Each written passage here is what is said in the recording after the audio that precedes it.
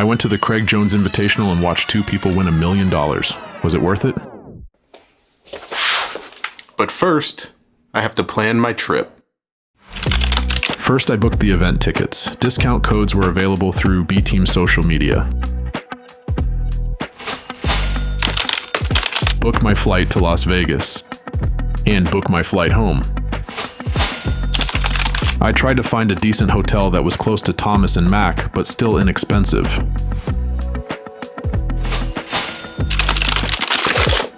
Now for the necessities: shirts, shorts, stuffy, and backpack. I set out for the airport, the gateway to my Las Vegas adventure. $6 later, I was ready to hydrate before my 3-hour flight. Just enough time to remind you that air travel is mostly waiting, stale coffee, and trying not to elbow the stranger next to you.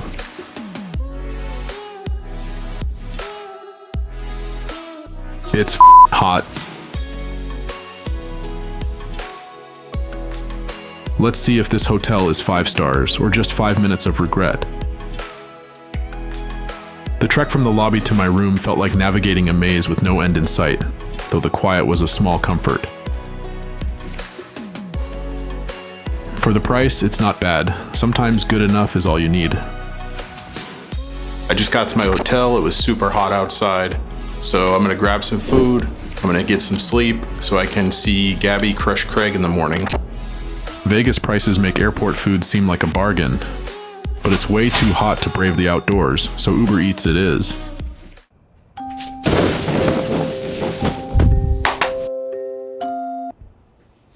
I just woke up and it's day 1 of CJI, so I'm gonna go see if I can find some breakfast in walking distance. With 100-degree heat and blazing sun, you won't get far unless you've got a ride.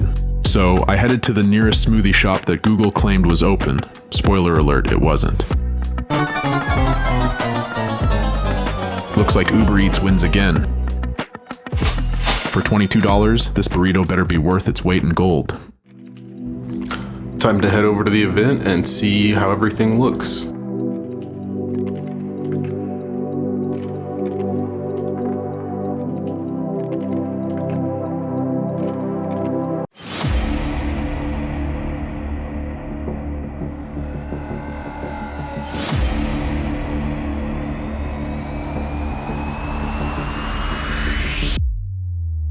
Day 1 begins.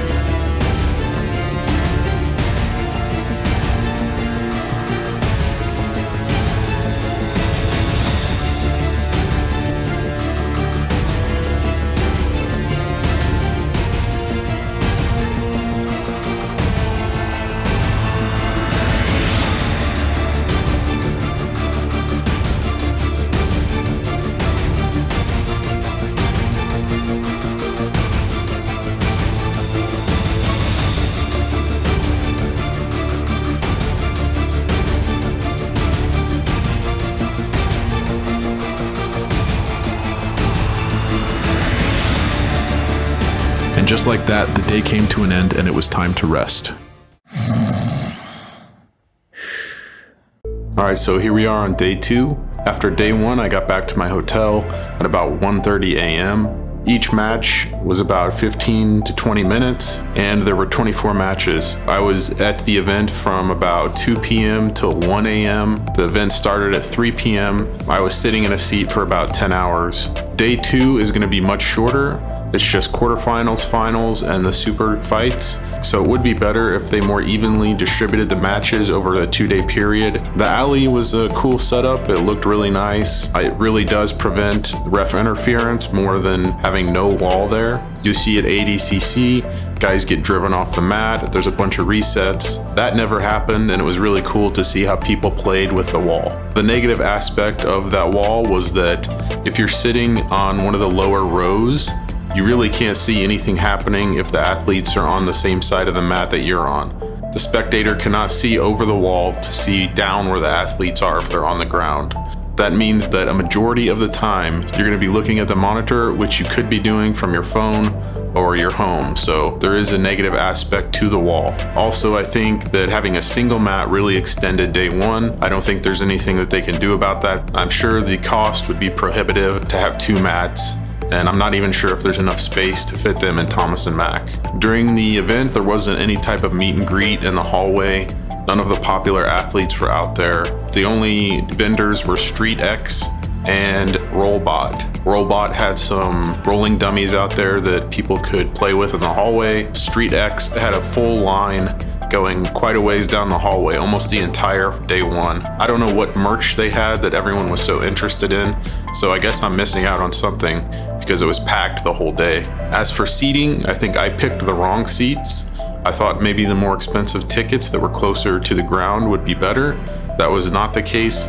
Like I said, you couldn't see over the wall when they went to the ground. It would be better to sit higher up, maybe halfway up the bottom section of seats, and also sit at a corner. If you're sitting in a corner, I think you could see the mat better. You can see both walls that you're facing instead of being blocked by one wall. At the end of this video, I'll review specific seats that I think are the best. Obviously, this won't matter if they don't have CJI again at Thomas & Mack. So I'm not going to talk about specific matches, but the plus 80 guys, they spent a lot of time doing some boring stand-up. They spent whole matches doing this. So 15-minute periods of just watching guys collar tie or play around on the feet. The crowd was not liking it. The crowd was loving high impact takedowns. They also had a lot of love for the Tackett brothers and the Rotolos because they're very dynamic. They don't stagnate in positions and they're always going for the finish. I think this is where the sport should go to attract people. No one is going to want to watch a sport where people are collar tying for 15 minutes. This is not attractive. Also, just a note, if you've never been to one of these events, you cannot hear the commentators talking. What you hear at the event is generally just people trying to be funny, yelling from the audience. You can't even hear the athletes really moving around because it's so far away and the ambient noise is so loud. Overall, I had a positive impression of the first day. I think the event was ran well. There wasn't many hiccups. All right, on to day 2. Hello and welcome to the Craig Jones Invitational, live from the Thomas & Mack Center here in Las Vegas. It is without doubt the biggest weekend in jiu-jitsu. This is a historic moment. This is a landmark moment in the sport. If you're here in the house and you're here to witness it, or if you're watching it at home, doesn't matter. This is going to be a special moment and you will remember it for the rest of your lives. Day 2.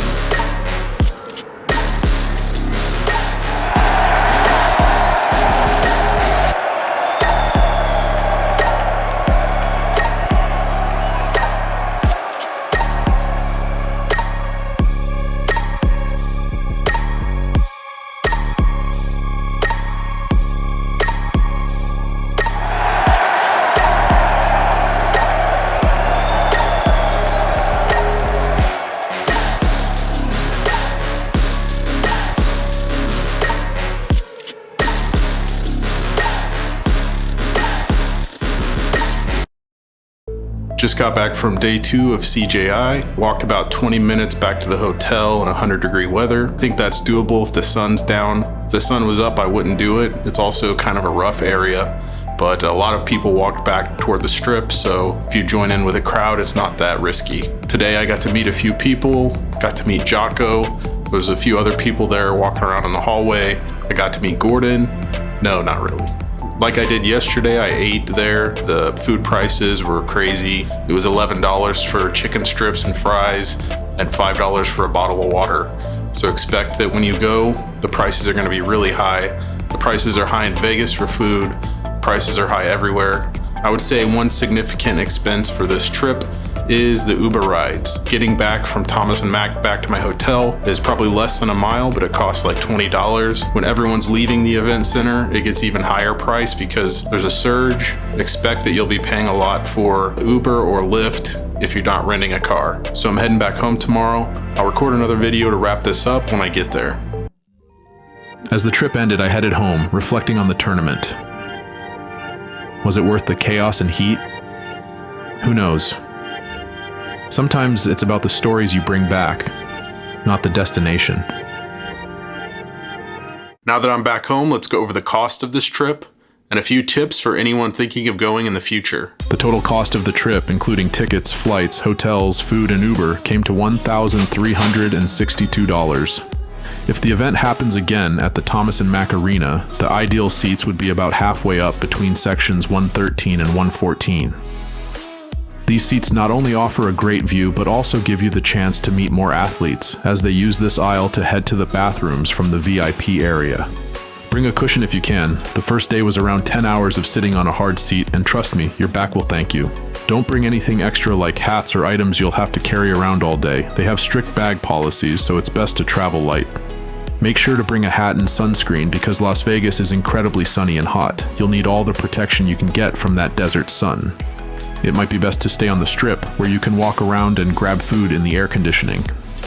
In August, you'll need to Uber to the Thomas and Mack Arena anyway, so staying close to the action makes sense. And finally, I'd suggest bringing a friend. Traveling alone just isn't the same. The thrill of new places feels a bit hollow without someone to share it with. It's the company that turns a trip from just another journey into something truly memorable. If you found this video useful, please subscribe to let me know. Your support helps me create more content just like this.